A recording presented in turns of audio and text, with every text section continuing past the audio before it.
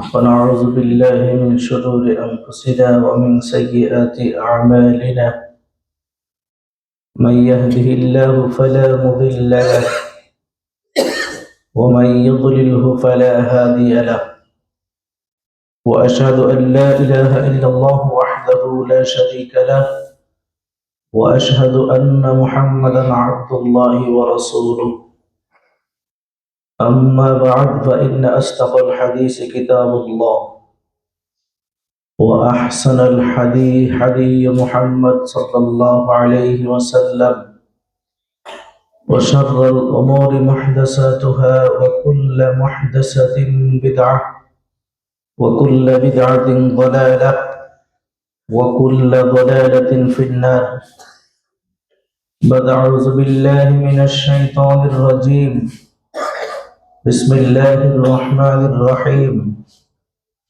وليخشى الذين لو تركوا من خلفهم ذرية ضعافا خافوا عليهم فليتقوا الله وليقولوا قولا سديدا.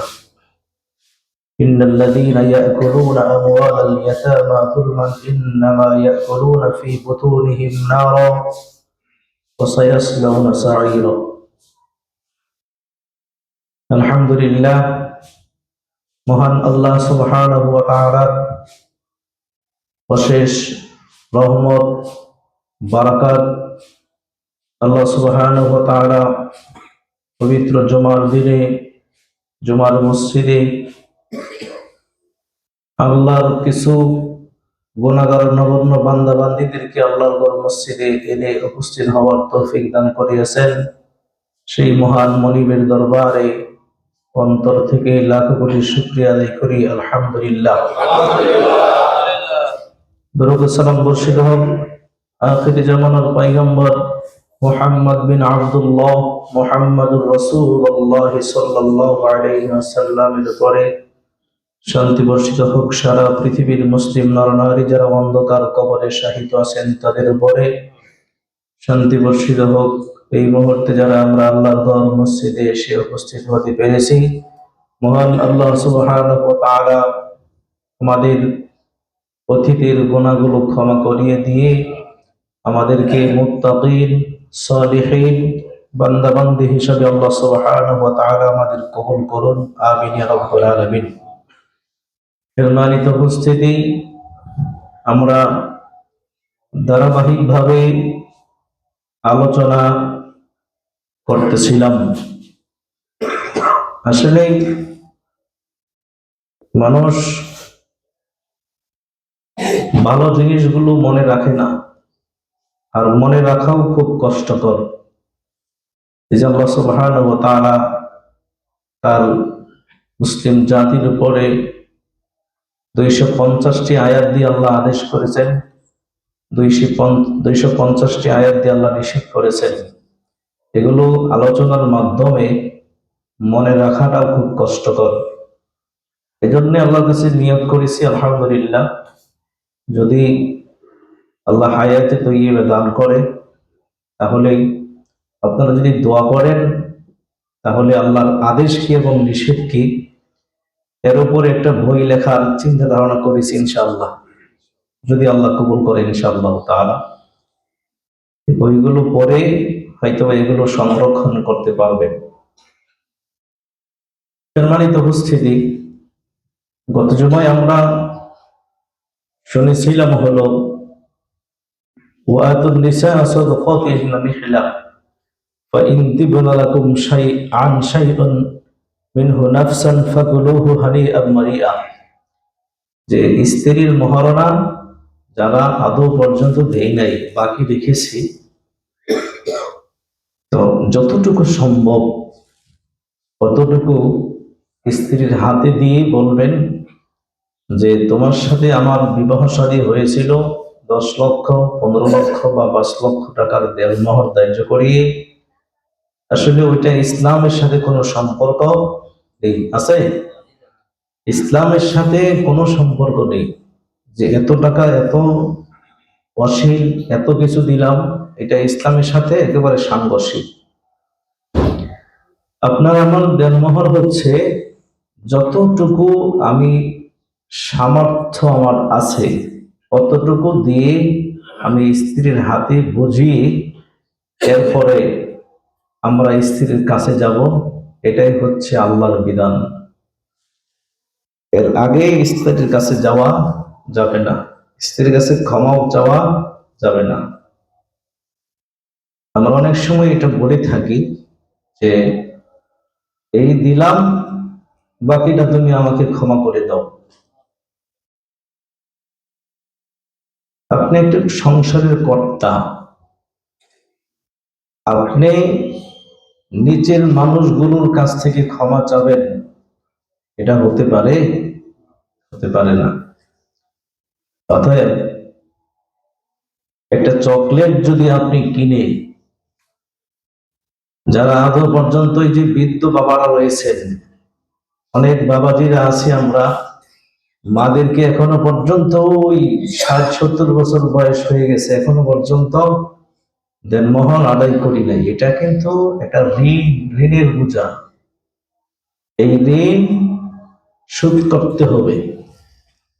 আল্লাহ সুবহানাহু ওয়া তাআলা আমাদেরকে বৃদ্ধ, জওয়ান এবং যারা সামনে অগ্রসর হচ্ছে তোমরা, এই জিনিসগুলো অবশ্যই অবশ্যই মাথায় রাখতে হবে। আল্লাহ আমাদের সকলকে তৌফিক দান করুন, আমিন ইয়া রাব্বাল আলামিন। সম্মানিত উপস্থিতি, আজকে 18 নম্বর সূরা নিসা 9 নম্বর আয়াত। আল্লাহ সুবহানাহু ওয়া তাআলা বলেছেন, وَلْيَخْشَ الَّذِينَ لَوْ تَرَكُوا مِنْ خَلْفِهِمْ ذُرِّيَّةً ضِعَافًا خَافُوا عَلَيْهِمْ فَلْيَتَّقُوا اللَّهَ وَلْيَقُولُوا قَوْلًا سَدِيدًا। আল্লাহ বলেছেন, দুনিয়ার পুরুষেরা শোনো, ওই সমস্ত পুরুষদের ভয় করা উচিত। ফালিয়াত্তাকুল্লাহ, তোমরা আল্লাহকে স্মরণ করে ভয় করবা। আল্লাহ বলেছেন, ওয়ালিয়াখশাল্লাযীনা লাউ তারাকু মিন খালফিহিম যুররিয়াতান দিআফান খাফু আলাইহিম। যারা দুনিয়ার ভিতরে অনেকগুলো সন্তান নিয়েছো, অথচ সন্তানের জন্য কিছু করতে পারো নাই, আল্লাহ বলেছেন যে খাফু আলাইহিম ফালিয়াত্তাকুল্লাহ, ওই সমস্ত পিতাদেরকে আল্লাহকে দেখি আল্লাহ ভয় করতে বলেছেন। মানে একটা কথায় সোজা ভাবে বুঝে নেবেন যে আমরা সন্তান নিলাম, অনেকগুলো সন্তান নিলাম। খেয়াল করুন, আল্লাহ নবী মুহাম্মদুর রাসূলুল্লাহ সাল্লাল্লাহু আলাইহি ওয়াসাল্লামকে সাহাবায়ে কেরাম জিজ্ঞেস করলেন, কিলা মান মুহাম্মদুর রাসূলুল্লাহ সাল্লাল্লাহু আলাইহি ওয়াসাল্লাম, আমরা কোন শ্রেণীর নারীদেরকে বিবাহ করব? রাসূলুল্লাহ সাল্লাল্লাহু আলাইহি ওয়াসাল্লাম বলেছেন, যেই সব নারীরা বেশি বেশি সন্তান দিতে পারে, ওই সংসারে, ওই বংশের ভিতরে তোমরা বিবাহ শাদী করো। যত সন্তান হবে তত তোমার কল্যাণ হবে। এখন এটা যেমন আল্লাহর আদেশ, আল্লাহ সুবহানাহু ওয়া তাআলা বলেছেন, ওয়ালিয়াখশাল্লাযীনা লাউ তারাকু মিন খালফিহিম যুররিয়াতান দিআফা খাফু আলাইহিম ওয়ালিয়াত্তাকুল্লাহ। যে পুরুষেরা, ও পিতারা, আল্লাহকে দেখে ভয় করো।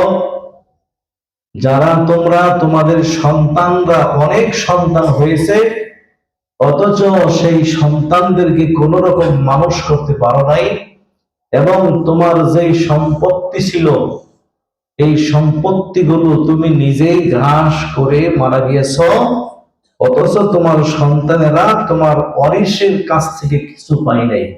ওই সমস্ত পিতাদেরকে আল্লাহ ভয় করতে বলেছেন। কারণ পরবর্তীতে সেই সন্তানগুলো মানুষের কাছে হাত পাততে পারে। এই দুনিয়ার ভিতরে নিকৃষ্টতম একটা কাজ হচ্ছে যে মানুষের কাছে কি করে? হাত পাতে। রাসূলুল্লাহ সাল্লাল্লাহু আলাইহি ওয়াসাল্লাম বলেছেন, এটা একটা নিকৃষ্ট কাজ, মানুষের কাছে কখনো হাত পেত না। হাত যদি পাততেই হয়, মালিক আছে না আমাদের? মালিকের কাছে হাত পাতবো, আলহামদুলিল্লাহ। মালিক যতক্ষণ পর্যন্ত আপনাকে আমাকে দিতে পারবে, মানুষ ততক্ষণ পর্যন্ত দিতে সক্ষম নয়, সক্ষম কখনো নয়। এজন্য হাত যদি পাততে হয়, কার কাছে পাতবো? আল্লাহর কাছে পাতবো। আল্লাহর কাছে হাত পাতলে আলহামদুলিল্লাহ, হয়তোবা আল্লাহ মনে করছেন যে আল্লাহ তো আমাকে দুনিয়াতে কিছু দিচ্ছে না, এই দোয়াগুলো আরশের নিচে ঝুলন্ত অবস্থায় থাকে বা আকাশে ঘুরতে থাকে, কিয়ামতের দিন এগুলো আপনার আমাদের জন্য কাজে লেগে যাবে। সুবহানাল্লাহ বলবেন না? এগুলো কাজে লেগে যাবে। হয়তোবা আপনি হতাশ হয়ে গেছেন যে আল্লাহর কাছে চাইতে চাইতে একেবারে অস্থির হয়ে গেছি, এখনো পর্যন্ত কোনো সিদ্ধান্ত আল্লাহ দেয়নি আমাদেরকে। এটা হতাশ হওয়ার কিছু নেই। কিয়ামতের দিন দেখবেন যে এই চাওয়াটা আমাদের জন্য সহজ হয়ে যাচ্ছে। সুবহানাল্লাহ। তখন আল্লাহ বলবেন, দেখো এগুলো আমি তোমাদের জন্য সঞ্চয় করে রেখেছিলাম, আমি এখন দিয়ে দিলাম। কারণ দুনিয়া তো কিছু নয়, কয়েকটি বৎসর সময়, কয়েকটি বৎসর সময়, আর কিছু নয়। ভাই বন্ধুরা আমার, মানুষ যদি আখিরাত চিনত, তাহলে দুনিয়ার জন্য মানুষ কখনো চিন্তা করতো না। একটা আয়াত আপনাকে শোনাই দিই, সূরাতুন নাজিআ এর একেবারে শেষের দিকে আয়াতগুলো আল্লাহ সুবহানাহু ওয়া তাআলা বলেছেন যে ফাইন্নাল জাহিমা হিয়াল মাওয়া ওয়া আম্মা মান খাফা মাকামা রাব্বিহি ওয়া আসারাল হায়াতাদ দুনিয়া। আল্লাহ সুবহানাহু ওয়া তাআলা বলেছেন ফাআম্মা মান তাগা ওয়া আসারাল হায়াতাদ দুনিয়া, দুনিয়া নিয়েই যাদের চিন্তা, খেয়াল করবেন, দুনিয়াটা নিয়েই যাদের চিন্তা। যেখানে আমরা আছি, আমি থেকে শুরু করে আমরা মসজিদে যেই মুহূর্তে যারা বসে আছি, সকলের চিন্তা দুনিয়া নিয়েই। এখন কথা বুঝেন ভাই? আমাদের চিন্তাটা, মসজিদে আমরা বসে আছি আলহামদুলিল্লাহ, মিথ্যা কথা এখানে কেউ বলবো না, যে আমাদের চিন্তা কি আখিরাতগামী বেশি হবে না দুনিয়াগামী বেশি হবে? আখিরাতগামী বেশি হবে। আখিরাতে আপনি যা চাবেন আল্লাহর কাছে তাই পেয়ে যাবেন। দুনিয়ার ভিতরে আপনার যতটুকু আল্লাহ দিয়েছেন এতটুকুই, আর সেটা বেশি হবে না, কম হবে না। আল্লাহ বলছেন, যে ব্যক্তির শুধুমাত্র চাওয়া হয় দুনিয়া, তাহলে আল্লাহ বলেছেন ফাইন্নাল জাহিমা হিয়াল মাওয়া, ওই ব্যক্তির জন্য আমি আল্লাহ জাহান্নাম নির্দিষ্ট করে রেখেছি। নাউজুবিল্লাহ। যাদের শুধুমাত্র চাহিদা হলো দুনিয়া, তাদের জন্য আল্লাহ বলছেন ফাইন্নাল জাহিমা হিয়াল মাওয়া, আমি তাদের জন্য প্রস্তুত করে রেখেছি জাহান্নাম।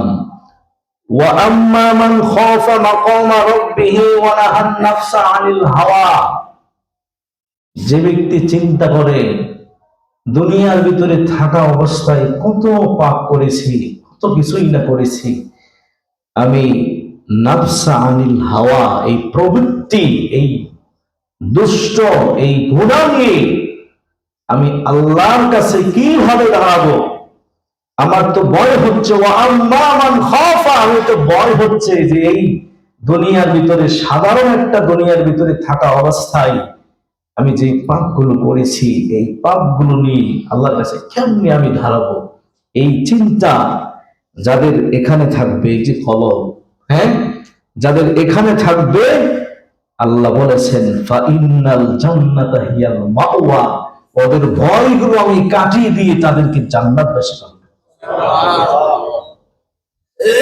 তাহলে আপনার চিন্তা থাকতে হবে একমাত্র কোথা?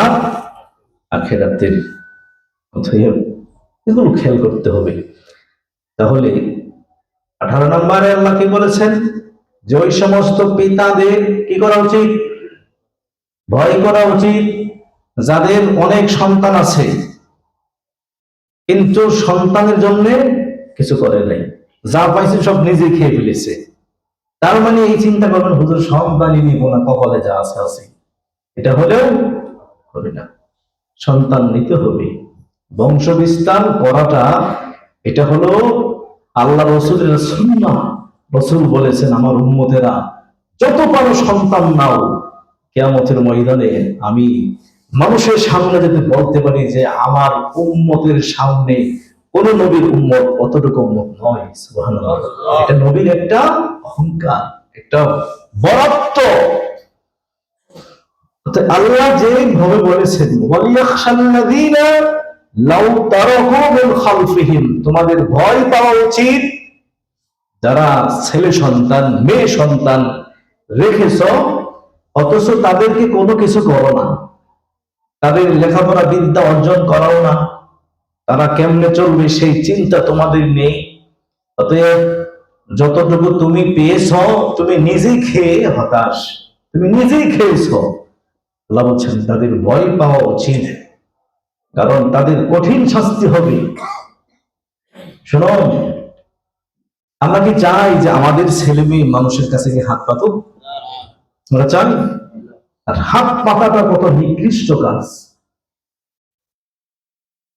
আমার একজন চাচা, আমার মনে আছে, খুব একটা দূরে নয়, 2 টাকা ভাড়া লাগে, 2 টাকা। এই 2 টাকা ভাড়াতে মাদ্রাসায় আসতো আর যাইতো। অন্য অন্য হুজুরেরা এই 2 টাকা দিয়ে রিক্সা যাইতো। আমি তখন একেবারে ছোট, মনে আছে। তখন আমি বললাম, চাচা ওই যে সবাই তো দিয়ে রিক্সা দিয়ে যাচ্ছে, আপনি রিক্সায় উঠেন না কেন? কারে বেটা, ওই যে সামনে চলো দেখি, সবকিছু দেখতে দেখতে আমরা চলে যাবো, আসো। তো সবকিছু দেখতে দেখতে দেখতে দেখতে 2 টাকা, আস্তে আস্তে ওই যে যাওয়া 2 টাকা আবার 2 টাকা, এগুলো সংরক্ষণ করত। যেগুলো সংরক্ষণ করে এগুলো দিয়ে ছেলে মেয়েদের জন্য কিছু খাদ্য কিনতো। সুবহানাল্লাহ বলেন না? এটা হলো পিতা, এটা হলো পিতার দায়িত্ব। যে আমার তো বেতনই কম, প্রতিদিন যদি আমি 4 টাকা নষ্ট করি তাহলে আমার বেতন থেকে অনেক খরচ হয়ে যাবে। আর এই 4 টাকা যদি আমি সংরক্ষণ করি তাহলে আমার কয়েকটা পোলাই পান এগুলোতে কিছু হলেও খাদ্য খেতে পারবে। এগুলো খেয়াল করতে হবে। যা আমরা পারি সবকিছু নিজের জন্যই ব্যয় করা যাবে না, ভবিষ্যৎ প্রজন্মের জন্য এটা চিন্তা করতে হবে। এটা আল্লাহর আদেশ, আল্লাহ আদেশ করেছেন, এটা তোমার খেয়াল করা উচিত। পিতা তুমি এটা খেয়াল করা উচিত। মা বোনেরা যারা রয়েছেন আপনাদেরও একটু খেয়াল করা উচিত। অনেক সংসারে দেখা যায় যে একটু বাজারটা যদি একটু উলট পালট হয়, কি আনছো এটা, বাজার ভালো জিনিস বাজার চোখে দেখো নাই? রাসূল সাল্লাল্লাহু আলাইহি ওয়াসাল্লাম একদিন খাদ্য খাচ্ছে আর হাসতেছে, খাদ্য খাচ্ছে আর হাসতেছে। মা আয়েশা সিদ্দিকা রাদিয়াল্লাহু তাআলা আনহা বললেন, ইয়া রাসূলুল্লাহ, আজকের খাদ্যটা কি ভালো হয়নি? তখন বলে, আলহামদুলিল্লাহ রাব্বিল আলামিন, খাদ্য ভালো হয়েছে। আল্লাহ রাসূল খাদ্য খেয়ে চলে গিয়েছে। তখন মা আয়েশা সিদ্দিকা রাদিয়াল্লাহু তাআলা আনহা যখন খাদ্যটা খেলো তখন চিন্তা করলেন, আহারে আমি তো তরকারির ভিতরে লবণই দিইনি। সুবহানাল্লাহ কি বললেন? তরকারির মধ্যে লবণই দিইনি। কোন রকম খাদ্যতে অসুক্রিয় জ্ঞাপন করা এটা হারাম, চলবে না। যতটুকু হয়েছে আপনি মনে করবেন যে আজকে শুটকি মাছ কেন আপনার তকদিরে, আপনার দৃষ্টির আগে 50,000 বছর আগে আল্লাহ লিপিবদ্ধ করেছেন, আজকে তোমার গ্রামে তোমার তকদিরে আমি ওই অত বছর আগে শুটকি মাছ লিপিবদ্ধ করেছিলাম।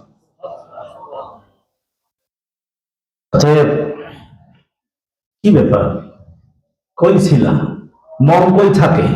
মোবাইলে থাকে, অমুক থাকে, রান্না এমনকে। এমনটা নয়, এমনটা নয়। যেদিন খাদ্য খারাপ হবে ওদিন আরো প্রশংসা, ও মাশাআল্লাহ খুব ভালো হয়েছে গো আজকে, এমনটা করবেন। তখন তারাই দেখবেন, না রে আমার স্বামী তো খুব ভালো গো, যে খাদ্যটা খুব একটা ভালো হয়নি তারপরেও আমার কত প্রশংসা, আলহামদুলিল্লাহ। এগুলোর ভিতরে এমন অভ্যাস থাকতে হবে যে আজকে হয়তো বা ওই ইন্ডিয়ান পেঁয়াজ খান, তারপরের দিন হয়তো বাংলাদেশি পেঁয়াজ আসবে। এগুলোর ভিতরে কোনো নাক গলাগলি কোনো কিছু করবেন না, মা বলে না। এগুলো সংসারের দায়িত্ব নয়। যা কিছু আসবে, স্বামী যা কিছু নিয়ে আসবে, আল্লাহর শুকরিয়া আদায় করতে হবে, আলহামদুলিল্লাহ। এটা আমার সংসারে কি ছিল? বারকাত ছিল। দেখুন, একটা বারকাত কি জিনিস, একটা আগেও বলেছিলাম, একটি উদাহরণ দিয়ে আপনাকে, কেমন বিবি প্রয়োজন আমাদের। খন্দক, এটা অনেকদিন বলেছিলাম। খন্দক মানে খাল খনন যেদিন হলো, আল্লাহ রাসূল সাল্লাল্লাহু আলাইহি সাল্লাম ওই এটা এত বিশাল বড় একটা পাথর, এই পাথরটা সাহাবায়ে কেরাম আর বাঁধতে পারছে না। তখন একজন সাহাবী বললেন, ও আল্লাহর গোলাম, এই পাথরটা তো আমরা বাঁধতে পারছি না, কি করা যায়? বললো তো রাসূলুল্লাহ সাল্লাল্লাহু আলাইহি সাল্লামকে খবর দাও। আল্লাহ রাসূল সাল্লাল্লাহু আলাইহি সাল্লামকে খবর দেওয়া হলো যে আল্লাহ রাসূল, একটা পাথর, বিশাল বড় একটা পাথর পড়ে গেছে, সেই পাথরটা তো আমরা কেউ ভাঙতে পারছি না। আল্লাহ নবী বললেন, ইনশাআল্লাহ সেই পাথর আমি ভেঙে দিব। সুবহানাল্লাহ, আমি ভেঙে দিব। আল্লাহ রাসূল একটা কোদাল, কোদাল তো চিনেন সকলেই নাকি?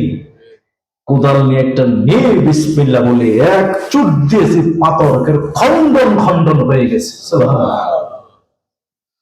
তখন এই যে কোদালটা যখন উঁচু করলেন, জাবের রাদিয়াল্লাহু তাআলা আনহু, আল্লাহ রাসূল সাল্লাল্লাহু আলাইহি ওয়াসাল্লামের পেটে পাথর বাঁধা, চিন্তা করেন। শুনুন, খন্দকের খননের ভিতরে ১৭০০ সাহাবী ছিল।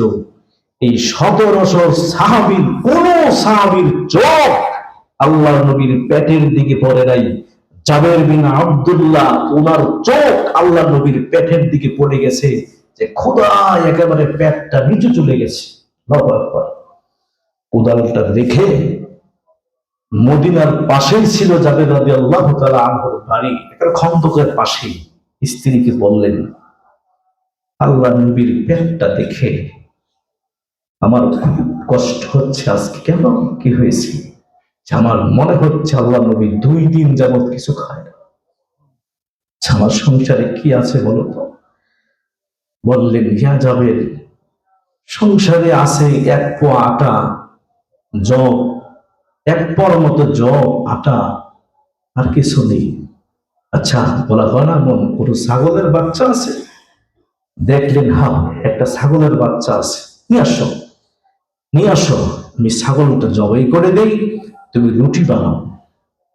মা বোনেরা খুব খেয়াল করে শুনবেন, আপনাদের জন্য কথাটা বলছি। জাবের রাদিয়াল্লাহু তাআলা আনহু ছাগলটা জবাই করে দিলেন, আর স্ত্রীকে বললেন, তুমি 1 পোয়া রুটি বানাতে থাকো।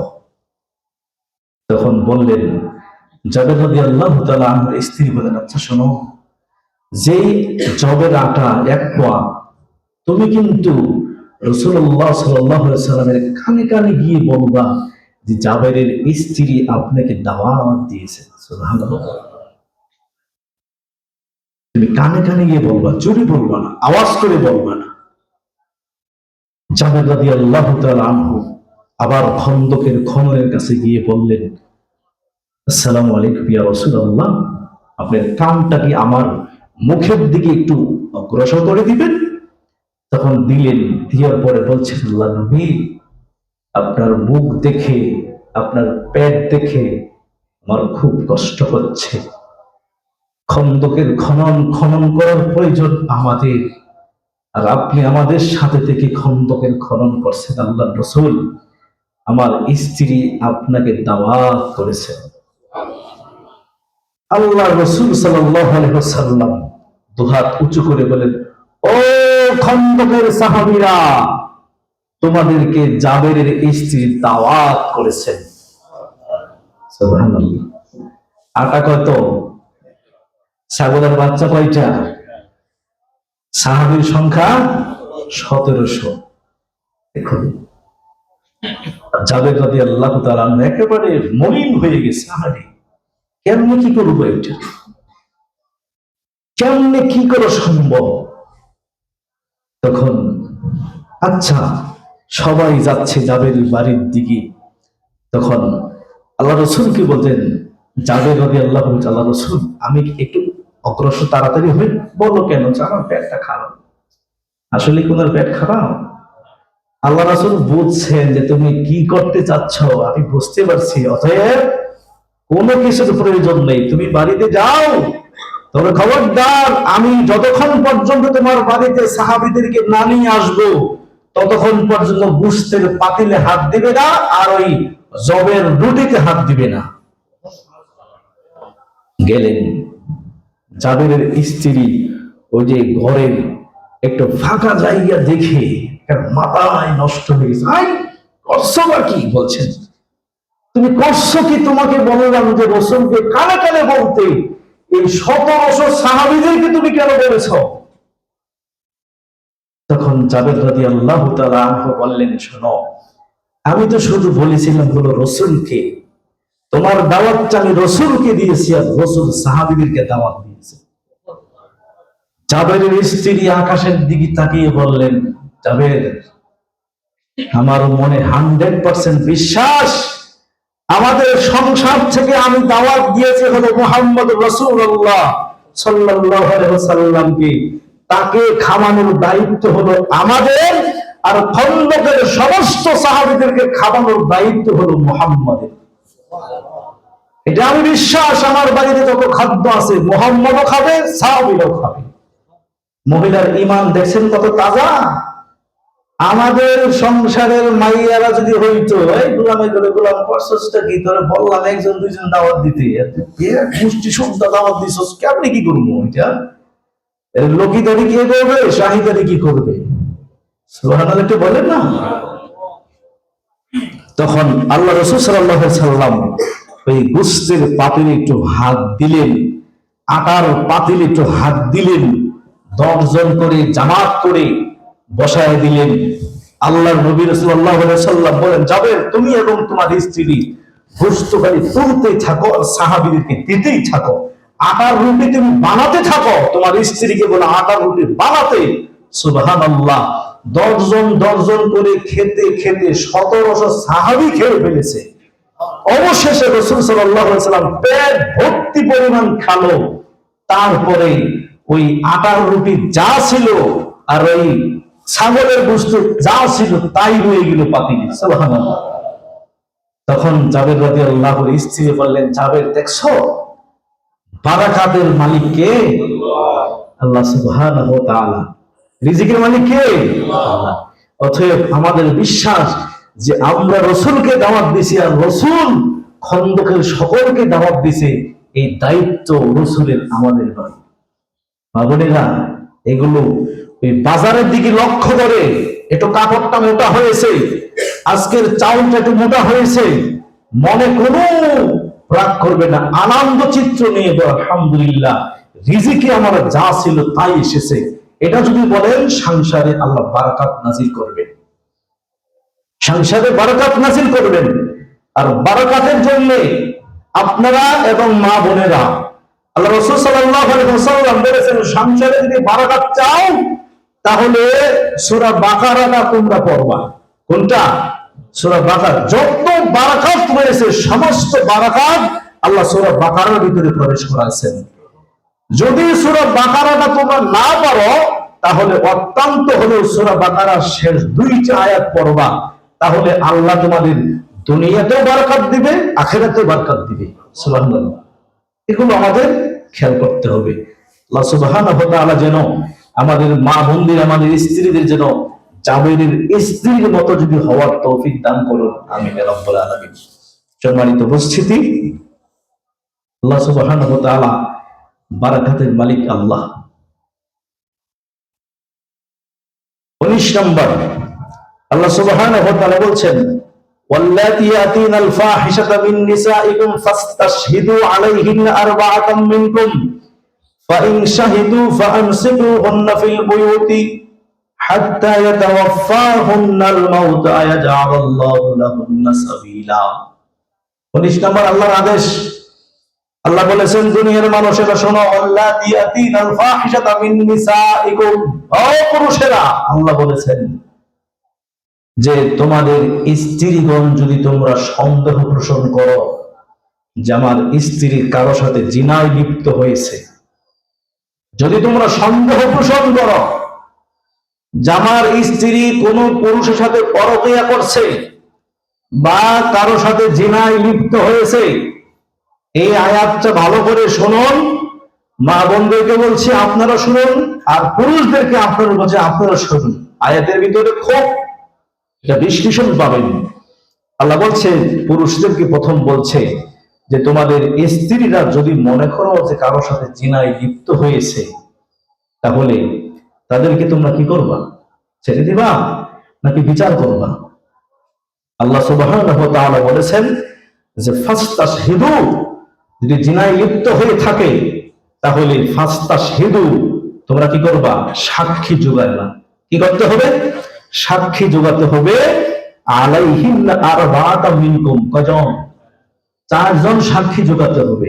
কারণ জিনার বিচার 4 জন সাক্ষী না পাওয়া পর্যন্ত এই দুনিয়ার ভিতরে জিনার বিচার করা যাবে না।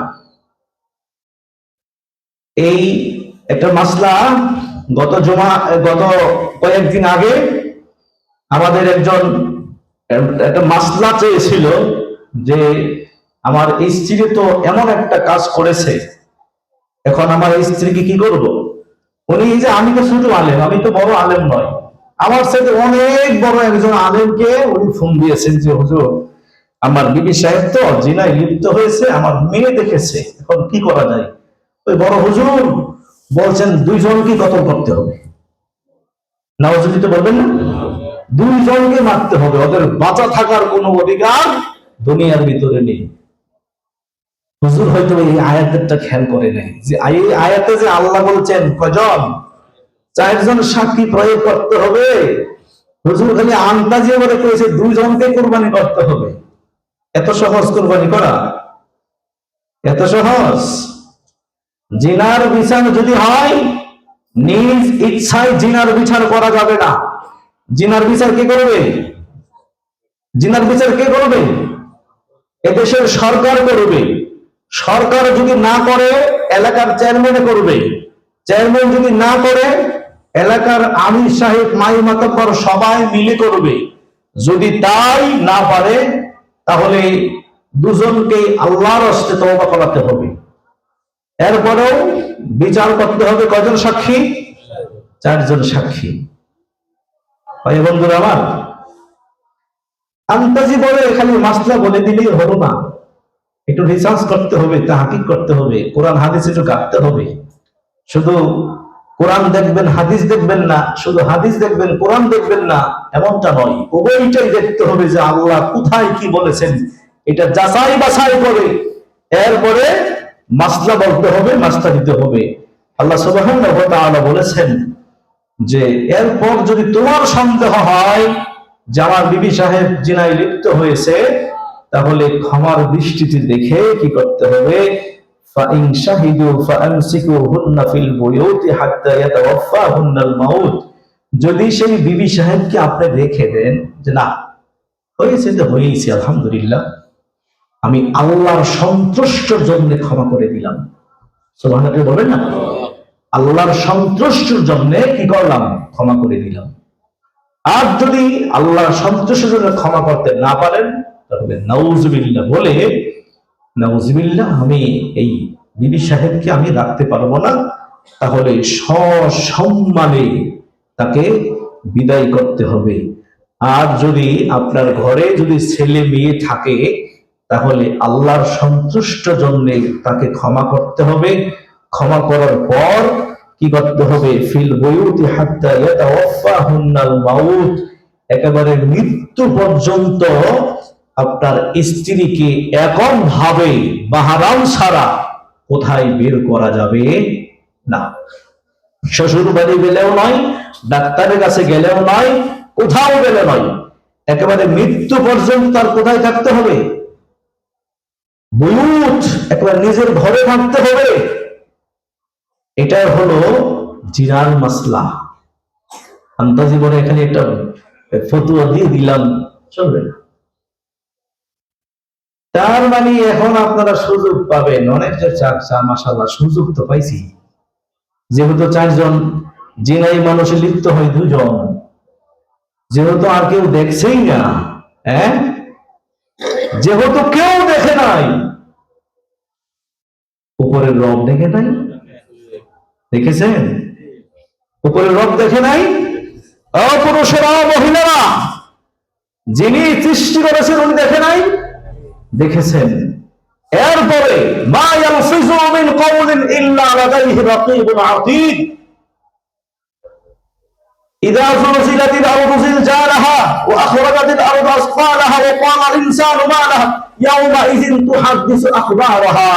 আল্লাহ বলেন, যেই জমিনের উপরে দাঁড়িয়ে বা শুয়ে তোমরা জিনায় লিপ্ত হয়েছো, সেই জমিনটা কিয়ামতের ময়দানে তোমার নাম নিবে, তোমার পিতার নাম নিবে, ও মেয়ে তোমার নাম নিবে, তোমার পিতার নাম নিবে, এবং আল্লাহকে সাক্ষী দিবে, আল্লাহ আমার উপরে দাঁড়িয়ে আমার উপরে বসে এরা জিনায় লিপ্ত হয়েছে, এদের বিচার তুমি করো। জমি সাক্ষী দিবে। মা ইয়ালফিযু মিন কাওলিন ইল্লা লাদাইহি রাকীবুন আতীদ। যেই অঙ্গ প্রত্যঙ্গ দিয়ে জিনায় লিপ্ত হয়েছে সেই অঙ্গ প্রত্যঙ্গ সাক্ষী দিবে। এটা সবচেয়ে যে বড় কথাটা হলো, আল্লাহ সুবহানাহু ওয়া তাআলা বলেছেন যে ওয়ালিকুল্লি উম্মাতিন আজাল ইযা জাআ আজালুহুম লা ইস্তাখিরুন সাআতাও ওয়া লা ইস্তাকদিমুন। ও দুনিয়ার মানুষ, তোমাদের কার কখন কোথায় মৃত্যুবরণ হয় দুনিয়ার কোন মানুষ জানে? জানেন কি? আল্লাহ। আল্লাহর নবী মুহাম্মদুর রাসূলুল্লাহ সাল্লাল্লাহু আলাইহি ওয়াসাল্লাম, বুখারী একটা হাদিস, রাসূল সাল্লাল্লাহু আলাইহি ওয়াসাল্লাম বলেছেন, তিনটা কাজ যখন মানুষ করে তার অন্তর থেকে ঈমানটা অন্য কোথাও চলে যায়। অন্তর থেকে ঈমান কোথায় যায়? অন্য কোথাও গিয়ে থাকে। এক, মানুষ যখন জিনায় লিপ্ত হয়, নারী পুরুষ যখন মানুষ জিনায় লিপ্ত হয়, ওই নারীর অন্তর থেকে ঈমান আর থাকে না, ঈমান অন্য কোথাও যায়। আর পুরুষের অন্তরে ঈমান থাকে না, ঈমান অন্য কোথাও যায়। যখন মানুষ জিনায় লিপ্ত হয় তখন তারা ঈমানদার থাকে নয়। এখন ঈমানদার না থাকলে কোন শ্রেণীর মানুষ তারা, এটা আপনারা বলেন তো। ঈমান তখন থাকে না। ভাই বন্ধুরা আমার, ইযা জাআ আজালুহুম লা ইস্তাখিরুন। ওই মুহূর্তে যদি জিনায় লিপ্ত হচ্ছে মানুষ, ওই মুহূর্তে যদি মালাকুল মাউত এসে যদি আপনার জানটা কবজ করে নেয়, ঈমান বিহীন কবজ করা হবে। কারণ ঈমান ওই মুহূর্তে আমাদের অন্তরে নাই। তাহলে তখন আপনার আমার অবস্থাটা কি হবে একটু চিন্তা করে বের করুন। ও যুবকেরা, ও মা বোনেরা, বিবেক খাটিত চিন্তা ফিকির করে বের করুন। মানুষ যখন এই কাজে লিপ্ত হয় তখন মানুষের ঈমান আর থাকে না। জিনা কয়েক প্রকার হয় যুবক ভাইরা। রাত্রে বেলায় যখন তুমি আরেকজন, আমি কোন কারো সাথে যখন আমরা ফোনে কথা কই বা এদিক সেদিক যখন কথা বলি, তখনও কিন্তু তোমাদের ঈমান আর অন্তরে বিছানায় থাকে না, কোথাও না কোথাও চলে যায়। ওই ফোনে কথা বলছো তুমি কোনো মহিলার সাথে, পরকীয়া করছো কোনো কারো সাথে, ওই মুহূর্তে যদি মালাকুল মাউত এসে যদি তোমার জানটা কবজ করে, তুমি ঈমানদার নয়। ওই মুহূর্তে ঈমান বিহীন তোমার কি করতে হবে? মৃত্যুবরণ করতে হবে। অতএব কোথায় যাবেন? চারজন সাক্ষী হলেও বিচার করতে হবে, এবং সাক্ষী না পেলেও আল্লাহ দেখছে, জমিন সাক্ষী দিবে, ঈমান বিহীন অবস্থায় মরতে হবে। অতএব এই পাপটাই ছাড়তে হবে। কথা বুঝতে পারছেন? এই পাপটাই ছাড়তে হবে। আল্লাহ আমাদের সকলকে কবুল করুন, আমিন ইয়া রাব্বাল আলামিন। 20 নম্বর সূরা আলী নিসা 18 নম্বর আয়াত, আল্লাহ বলেন, ওয়ালাইসাতিত তাওবাতু লিল্লাযিনা ইয়ালামুনা আস-সাইয়্যাত হাত্তা ইযা হাদারা আহাদাহুমুল মাউত ক্বালা ইন্নী তুবতুল আনা ওয়ালিল্লাযিনা ইয়ামুতুনা ওয়া হুম কুফফার উলাইকা আ'তাদনা লাহুম আযাবান আলীমা। দুনিয়ার মানুষ, আল্লাহ বলেছেন আমাদেরকে, যেটা আমি আল্লাহ আদেশ করেছি তোমাদেরকে, ওই মানুষের তওবা নেই, তাদের তওবা নেই যারা পাপ কাজ করতে করতে করতে করতে যখন মালাকুল মাউত এসে যায় কাছে, মালাকুল মাউত যখন এসে যায় কাছে, মৃত্যু যখন এসে যায় কাছে, হ্যাঁ, তখন মানুষ যদি তওবা করে, তওবা কবুল হবে? এই সূর্য যখন পশ্চিম দিকে উঠবে তখন মানুষ যতই তওবা করুক হবে। ফেরাউন ঈমান এনেছিল যে আমি মুসার রবের প্রতি ঈমান আনলাম, ঈমান কবুল হয়েছে? ঈমান কবুল হয় নাই। অতএব মৃত্যুর মুহূর্তে কি করতে হবে? সারা জীবন পাপ করতে করতে মৃত্যুর পূর্ব মুহূর্তে যখন মালাকুল মাউত চলে আসলো, ওই মুহূর্তে যদি আমরা তওবা করি, আমাদের তওবা আল্লাহ কবুল করবে না। এই দলিলটা কোথায় পাবেন? একটা হচ্ছে সূরা নিসার 18 নম্বর আয়াত, আর বুখারী একটা হাদিস, হাদিসটা খেয়াল করবেন, 6419 নম্বর হাদিস, বুখারীর হাদিস 6419 নম্বর হাদিস। আরেকটা আয়াত হলো সূরা ফাতির 37 নম্বর আয়াত। আল্লাহ সুবহানাহু ওয়া তাআলা বলেছেন, মানুষ শুনো, তোমরা যদি আমার দিকে অগ্রসর হইতা, পরিবর্তন নিজেকে নিজে যদি পরিবর্তন করতে চাও, তাহলে আমি আল্লাহ তোমাকে অতটুকু সময় বাড়িয়ে দিয়েছি। এই সময়টুকুর মধ্যে তোমরা আমার কাছে আসতে পারতা, নিজেকে পরিবর্তন করতে পারতা, কিন্তু তোমরা পরিবর্তন করতে পারো নাই। অতএব মৃত্যুর পূর্ব মুহূর্তে আমি আল্লাহ তোমাদের তওবা গ্রহণ করব না, কবুল করব না। জানুন, এটা সকলেই জানেন, সকলেই শুনেছেন, মানুষ হত্যা করা কি মহাপাপ। এক লোকে কত 99টা হত্যা করেছিল। এরপর এক হুজুরের কাছে মাসলা জানতে গিয়েছিল, না হাদিস এটা, হুজুর বলছে তো আল্লাহ মাফ করবো নি, পাপিষ্ঠ, তুই 99টা খুন করছস, তোরে মাফ করবো আল্লাহ? হুজুর ওই খুনি চিন্তা করলেন, মাপ যেহেতু করতেই না, তোরই শেষ করি। তাকেও দিছে না, এরাও দিছে। এরপরে 100 হয়ে গেছে। আল্লাহু আকবার, নিজে নিজে তওবা করে নিয়েছে, আল্লাহ ক্ষমার মালিক তুমি, ভুল করে এটা করেছি, আল্লাহ তুমি ক্ষমা করে দাও। আল্লাহ তাকে ক্ষমা করে দিয়েছেন। সুবহানাল্লাহ বলবেন না? আল্লাহ তাকে ক্ষমা করে দিয়েছেন। অতএব মৃত্যুর আগে যদি জীবনের পাপ গুলোকে স্মরণ করে যদি আমরা আল্লাহর কাছে চাই, আল্লাহ ক্ষমা করবে। শুনুন, এই যে বুখারীর এই হাদিস, রাসূলুল্লাহ সাল্লাল্লাহু আলাইহি ওয়াসাল্লাম বলেছেন, একটা পাপ কবিরা গুনাহ, এটা পাপ কবিরা গুনাহ। এই পাপ মানুষ ছোট কাল থেকে করছে করছে করছে, আর এই পাপ ছাড়ে না, পাপটা মানুষ ছাড়ে না, পাপ করছে ছোট কাল থেকে, করতে আছে। আল্লাহ সুবহানাহু ওয়া তাআলা বলেছেন, হাত্তা বাল্লাগহু 60 সানাতা, যে 60 বছর পর্যন্ত তোমরা পাপ করছো। 10 বছর বয়স থেকে 60 বছর পর্যন্ত তোমরা পাপ করছো। 60 বছর পরেও যদি আল্লাহর দিকে অনুতপ্ত তোমার না হয়, 60 বছর পরে গিয়ে যদি তুমি সেই পাপ করো, আর ওই পাপ অবস্থায় যদি তোমার মৃত্যু হয়, তোমাকে আমি আল্লাহ আর ক্ষমা করব না। ও বাবারা, মুরব্বীরা, সমাজে এমন পাপ আমরা করি, ছোটকাল থেকে করে আসছি, বয়স 80-90 হয়ে গেছে, ওই পাপ আর ছাড়তে পারি না। একটু চিন্তা করে দেখুন যে এই অবস্থায় যদি আমাদের মৃত্যু হয়, অবস্থাটা আমাদের কি হবে? অতএব পাপ ছেড়ে দেন, এই সমস্ত পাপ ছেড়ে দেন। লা ইস্তাখিরুন, মালাকুল মাউত আমাদের কখন কিভাবে চলে আসবে আমরা কেউ জানি না। আল্লাহ আমাদের সকলকে হেফাজত করুন, আমিন ইয়া রাব্বাল আলামিন। 20 নাম্বার, আজকের এইটাই শেষ। সিদ্দিকিন চিনেন কারা? সিদ্দিকিনের সর্দারকে আবু বকর সিদ্দিক রাদিয়াল্লাহু তাআলা আনহু। সালিহিনের সর্দারকে আবু বকর সিদ্দিক রাদিয়াল্লাহু তাআলা আনহু, মানে ওমর রাদিয়াল্লাহু তাআলা আনহু, আলী রাদিয়াল্লাহু তাআলা আনহু, উসমান রাদিয়াল্লাহু তাআলা আনহু। তারা সিদ্দিকিন, শুহাদা ওয়াস সালিহিন। তারা হলো সিদ্দিক, শুহাদা ওয়াস সালিহিন। তারা আল্লাহ রাসূল সাল্লাল্লাহু আলাইহি ওয়াসাল্লাম সপ্তম আসমান ঘুরে আরশে আজিমের আশেপাশে যে সিদরাতুল মুনতাহা সবকিছু দেখে এসে যখন মক্কায় অবতীর্ণ করলো, আবু জাহেলকে বললেন, এই চাচা আমি তো এটা করে আসছি। সোমবার সে পাগলে কয় কি? নাউজুবিল্লাহ। আবু জাহেল বলে যে পাগলে বলে কি, যে এবার আবু জাহেলের চিন্তা হলো, এইবার আবু বকরকে মাথা নষ্ট করা যাবে।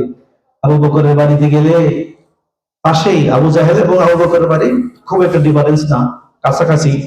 আবু জাহেল, আবু লাহাব, আবু সুফিয়ান এসে আবু বকরকে বললেন, আবু বকর সমঝনি কি, যে গতকাল কি নাকি আমার ভাতিজা এই মক্কার জমিন থেকে ফিলিস্তিন থেকে একটা ঊর্ধ্বগমন করেছে সপ্তম আসমান, ওখান থেকে ফিরে এসেছে।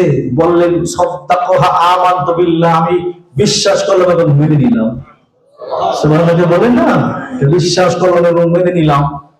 তখন বললেন কেমনে মেনে নিলাম? যে তোমার ঘরের ভাতিজাকে ছোট কাল থেকে দেখে আসছি, মিথ্যার কোনো আশ্রয় তার কাছে নাই, অতএব উনি যা বলবে আমি আবু বকর তাই বিশ্বাস করে দিব। সুবহানাল্লাহ। আবু জাহেল বললেন, এই ভাতিজা, তুমি যদি সত্যিকার অর্থেই আরশের নিচে এবং সপ্তম আসমানের উপরে বাইতুল মামুর, এটা মসজিদ, নাম শুনেছেন না আপনারা? ওই বাইতুল মামুর মসজিদ তুমি গিয়েছিলা? হ্যাঁ আমি গিয়েছিলাম, দেখেছি। আবু জাহেল বললেন যে বাইতুল মামুরের মসজিদের কয়টা দরজা, কয়টা জানালা বলে দাও। আল্লাহ বলেছেন, ইয়া মুহাম্মদ, আকাশের দিকে লক্ষ্য করো। এবং আল্লাহ সুবহানাহু ওয়া তাআলা ফেরেশতাদেরকে বললেন, আমার মুহাম্মাদের চোখের সামনে এই মসজিদের দরজাগুলো উন্মুক্ত করে দাও। সুবহানাল্লাহ। সমস্ত দরজাগুলো উন্মুক্ত করে দিল এবং জানালাগুলো উন্মুক্ত করে দিল।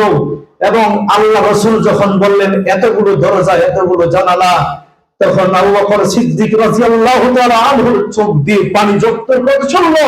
আল্লাহর পক্ষ থেকে ওই দিন আবু বকর সিদ্দিক নামে লিপিবদ্ধ করা হয়েছে। সেই দিন থেকে সিদ্দিকের সন্তান হলো মুহাম্মদুর রাসূলুল্লাহর এক সাহাবী আবু বকর সিদ্দিক রাদিয়াল্লাহু তাআলা আনহু, এবং সিদ্দিকা হচ্ছেন আয়েশা রাদিয়াল্লাহু তাআলা আনহা, সিদ্দিকের বেটি সিদ্দিকা। সুবহানাল্লাহ বলবেন না? এখন আবু জাহেল চিন্তা করলেন, এখন কার কাছে যাব? এখন কার কাছে গিয়ে মুহাম্মদকে পাগল বলে আখ্যায়িত করব? আর কোন রাস্তা আছে? কোন রাস্তা নেই। এরপরে আল্লাহ সুবহানাহু ওয়া তাআলা বলছেন, সেই দিন আল্লাহ কোরআনের একটা আয়াত নাযিল করেছেন। শুনুন ও মুসলিম জাতি, একটা আয়াত খেয়াল করে শুনুন। আল্লাহ বলেছেন, ওয়া মাইয়ুতিল্লাহ ওয়া রাসূল ফাউলাইকা মা'আল্লাযীনা আন'আমা আল্লাহু আলাইহিম মিনান নাবিয়্যিন ওয়াস-সিদ্দিকিন ওয়াশ-শুহাদা'i ওয়াস-সালিহিন ওয়া হাসুনা উলাইকা রাফীকা। এটা সুবহানাল্লাহ বলি, আলহামদুলিল্লাহ বলি।